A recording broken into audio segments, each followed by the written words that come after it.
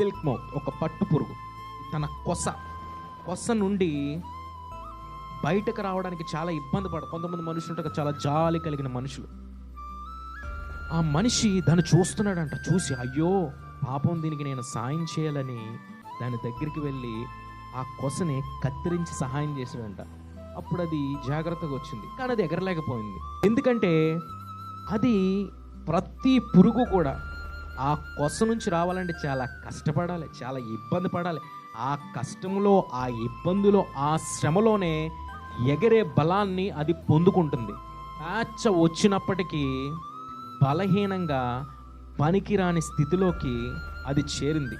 కొన్నిసార్లు మన జీవితంలో వచ్చే స్ట్రగుల్స్, కొన్నిసార్లు మన జీవితంలో వచ్చే పెయిన్స్, కొన్నిసార్లు మన జీవితంలో వచ్చే కొన్ని విధాలైన పరిస్థితులు మనల్ని ఏంట్రా ఈ నొప్పి, I felt the struggle is more than my imagination అనుకుంటాం కొన్నిసార్లు. ఎందుకు ప్రభువా నాకు ఈ కష్టాలు, ఎందుకు ప్రభువా నాకు ఈ శ్రమలు, ఎందుకు ప్రభువా నాకు ఈ వరీ, ఎందుకు ప్రభువా నాకు ఈ బాధలు అనే రీతిగా మనం అనుకుంటూ ఉంటాం. అన్నీ కూడా మనకి ఎలా కనిపిస్తాయంటే ఒక గొప్ప, మనం మోయలేని బరువైన పరిస్థితిలాగా, అంటే ఒక హెవీనెస్, ఒక భరించలేని బాధ, మోయలేని భారం లా మనకు కనిపిస్తూ ఉంటాయి.